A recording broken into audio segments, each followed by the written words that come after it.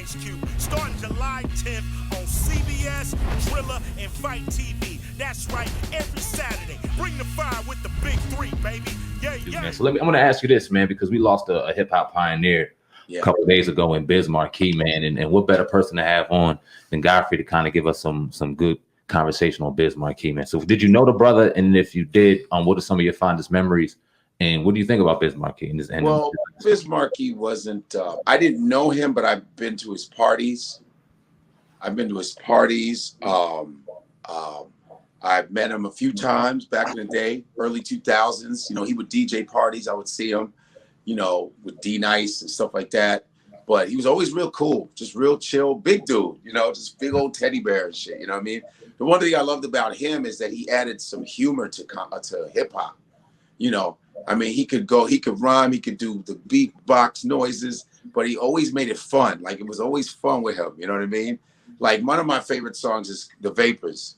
You know, I was listening to that in college. She caught the Vapors. That's one of my favorite songs because it was like, back then, you was like, they caught the Vapors. What's the Vapors? You know, the Vapors was like, oh, yo, now you on my dick. You thought I wasn't shit. She caught the Vapors, you know? And that was when I got introduced to Big Daddy Kane. You know, in his rhymes, he talks about Big Daddy Kane. So he was like sort of like one of those griots, just storytelling. And it was like when you heard Biz Markie, you felt good, you felt happy, but he always broke down a little history. You know what I mean? He always broke down a little history, and he just made it was never any tense. It was never tense when you listen to Biz Markie. You know, a lot of times you hear certain rappers, you know, okay, this is going to be about shooting and boom and drug dealing and it's going to be some fighting. But Biz Markie just made everybody feel good. Like, it's party time, but he had rhyme skills. You feel what I'm saying? And everybody loved Biz Markie. Biz Markie was in every group. Biz Markie, everybody knew Biz Markie. You feel me? So that's my fondest memory of Biz Markie was going to his parties that he was DJing. And I also did I remember auditioning for an animation series that he was going to be part of.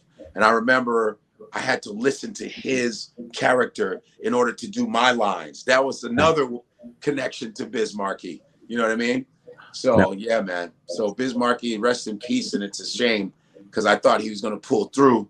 And we're losing a lot of our hip hop legends. We're losing a lot of our black folk in the age range, the you know, it's like the middle age, and that shouldn't happen. You know, this is your second half of your life. We're supposed to finish strong. Feel me? Absolutely. And it's like it is a lot of health stuff, and I try my best to get, you know, I try to keep myself in shape. I try to, you know, change, you know, keep my diet at least high percentage healthy. You feel me? You know, because they fucking up all the foods, man. Even the healthy shit, they trying to fucking poison everything. But I try my best. It's not easy, but the problem is your body remembers how you treat it. You know, your body remembers that shit. And it's funny because your body remembers later. Your body goes, oh, remember when you was doing that? Yeah. Well, that's why you feel like that right now. And I try to get all my boys around me to go, yo, I was just talking to Rockwilder yesterday. Rockwilder was on my live yesterday. Oh.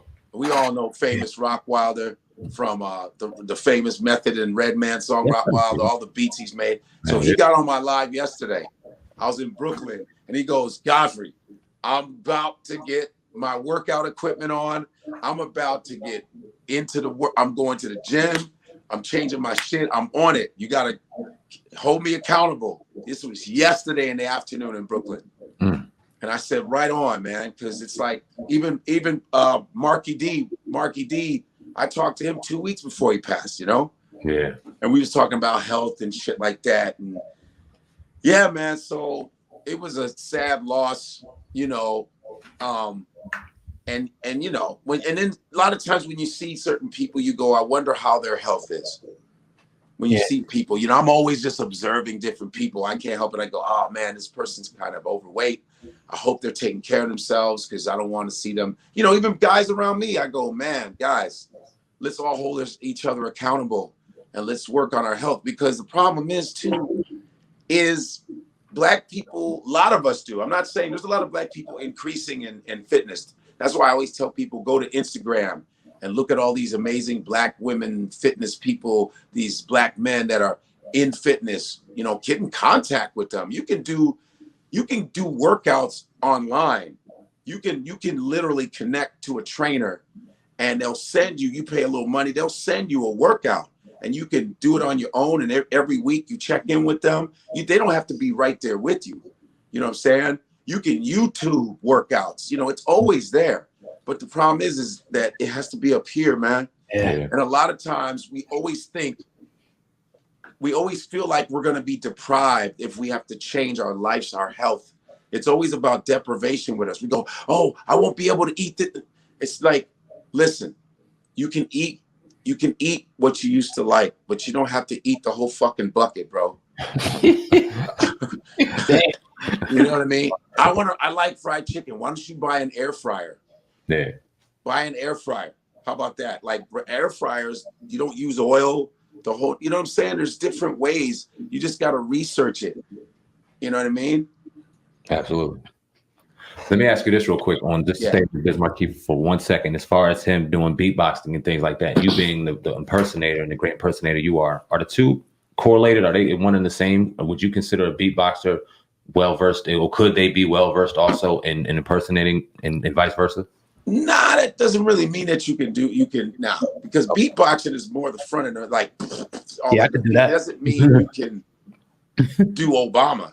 Word, not hear you. You know, I can't beatbox. You know, you can pretend. And you're not gonna go, I just want to know that I'm just trying to beatbox. You know, I can do Obama, but it doesn't mean I can beatbox. I got you. You feel me? They're two different. It's still voice. Just changing of the voice and using your voice as an instrument, which is amazing. But it doesn't necessarily mean you're going to be a good impersonator. Gotcha. You know, and vice versa. Wow. Now, I was reading a story earlier. Your boy Fat Joe, Biz Markie's wife, came out and said that Fat Joe was checking on him every week, you know, for the past year. Did you know about their relationship at all? That to me is kind No, I know. You know, Fat Joe's connected to everybody because Fat Joe's been around. People don't realize how long Fat Joe's been around. Yeah. And I had Fat Joe's first album when he was nobody. You know what I mean? Fat Joe got to go. Fat, you know that shit. And I'm glad Fat Joe leaned out. Yeah, he did. He's medium Joe now. Yeah. Fat Joe ain't fat, really. He's just kind of medium Joe, which I wanted to be. That's the problem when you name yourself shit, you know, because he's Fat Joe. I go, okay, will he stay fat because he's named himself Fat Joe? But it's nice that he's leaned out. I think that he kind of started watching his health. And I didn't know he was checking on Biz Markie like that, you know, but I wouldn't doubt it because Fat Joe has deep ties to a lot of hip hop. You know what I mean? To these cats. He knows a lot of these cats. He grew up in the Bronx, man. You know, he came up. Fat Joe was on some of KRS-One's albums. What? I didn't know that. Oh, you didn't know that? Yeah. Step Into the World album, that one, KRS-One. Fat Joe's in like 2 tracks, man, on some real shit. Wow. Oh yeah, that's how Fat Joe been around a long time, man. People don't realize that shit. Some people caught on to Fat Joe early 2000s. Fat Joe's from the 80s, bro. Let me ask you this, because you know, obviously this conversation, culture vulture and all that stuff comes around now heavy. Yeah. And a lot of people associate any non-black, for example, Hispanic. Now you talk about a Fat Joe that's been in the game forever, lived in the Bronx amongst everybody. Yes. Seen everybody, but even a Fat Joe will get criticism for saying nigga or appropriating black culture, so people would say. What do you think about that argument? Well, he's Puerto Rican. He's Puerto Rican, okay? Fat Joe recognizes Puerto Rican. He goes, we black too. It's the truth. Mm-hmm. Fat Joe, Puerto Ricans are African and Spanish and Taino. That is what they are. You understand? So as long as a Latino recognizes their African heritage, it's cool. It's the ones that don't do that. It's the ones that do it when it's only convenient. You feel me? You know, when they try to, or they shame black people into, you know, because there's some Latinos, and you know this, mm-hmm. that are ashamed of their African heritage. Fat Joe probably has uncles that look like me and you. Yeah. That are the same complexion as me, you know. But Fat Joe recognized that. I've never heard Fat Joe shit on black people in public. Like, you know what I'm saying? Shame. I've never heard him do that. You know what I mean? Have you guys? No. I've never heard him. So Puerto Ricans are niggas, man. Sorry to say it, but they niggas. Like Cubans, Panamanians. Yeah. Mm-hmm. You know, because in a police lineup, they get us all. Mm-hmm. That Joe get taken down, me, you, all of us. I'm sorry that I have to go by a police report, but sometimes that's when you recognize your race. It's fucked up. Yeah. You know what I'm saying? Right. You know, don't wait on a festival to recognize your race. A lot of times people wait on a festival and shit. You know, hey, they blocked the streets off. What? It's my heritage. Oh, I thought you didn't like your heritage. Oh, but white folks are there. Now you want to recognize your heritage. Fuck out of here. Because they got a food booth now, bitch. You should recognize your shit. But Joe recognizes that Puerto Ricans have African heritage. 86% of Latin America is African heritage. You know what I mean? Honduras, all that they're black as hell there. You know, but they just media tries to not show you that. You know, Telemundo ain't gonna show you that shit. Univision ain't gonna show you that shit. You know, so when I travel, and I'm sure when you travel to some of these countries, you go, why all these black people? God damn, Puerto Rico, all these black motherfuckers. Come on, man. Roberto Clemente was Puerto Rican. Black as you know who Roberto Clemente is? Absolutely. Pittsburgh Pirates. Absolutely. Pittsburgh Pirates. He used to say, "I'm black and I'm Puerto Rican." Yeah, he looked like me and you. So Fat Joe, historically, is okay to do that. If as long as he's not, you know, if he goes, okay, if he's saying the N-word in a rap song, blah, blah, blah, blah. But then outside of that, he's calling black people niggas, fuck out, you know, that kind of shit in a derogatory, then he's wrong. But I haven't seen Fat Joe do that. I hope I'm explaining this right. Yeah, you good, bro. You good, yeah. That's great. You know what I mean? Because you know there's gonna be somebody in the comments going, "No, man, no, fuck that nigga. You corny this shit, nigga. No, man, fuck all that, man. How the fuck you gonna say Fat Joe when you supposed to be the black? Shut the fuck up." You know, there's always one more, man. I thought you knew your shit, nigga, man. Fucking old corny ass nigga, man. Fuck all that, man. Fuck out of here. We're talking historically, and I'm talking about what I've seen in Fat Joe. He's represented Puerto Ricans and blacks properly. He always has. I've never seen him stray away from that shit. I've never seen him back down from not protecting another brother. You know what I'm saying? Because I look at Latinos as our people. I really do. It's just the ones that shit on black folks and, you know, shit on the darker skinned ones that I have a problem with. But black people have colorism too, though. Let's be honest. You know, sometimes Chris Brown will say fucked up shit about dark skinned black women. Let's be real. We got black people saying fuck shit about our own folks.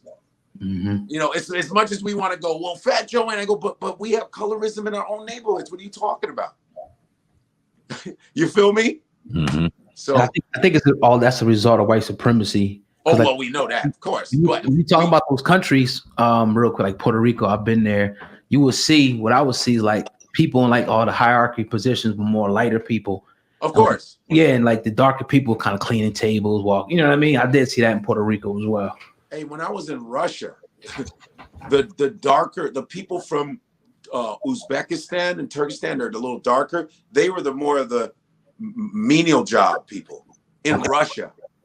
Wow. Okay. They were the menial job people. It was the Asian looking motherfuckers with the dark. They were the menial job. It's like it's that European standard of beauty and power that the whiter you get is better.